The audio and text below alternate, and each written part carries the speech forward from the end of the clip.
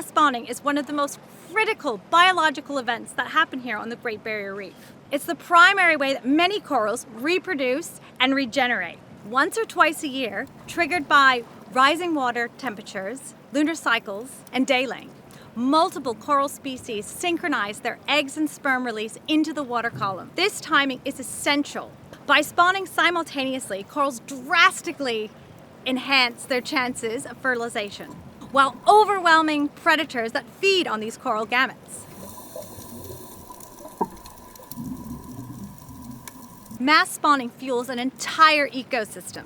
The sudden increase in organic material provides a burst of food for plankton, fish, and larger marine animals, creating a cascading effect through the food net.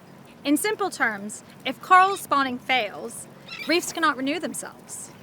If reefs cannot renew themselves, the entire ecosystem, from tiny reef fish, from turtles to sharks, begins to collapse.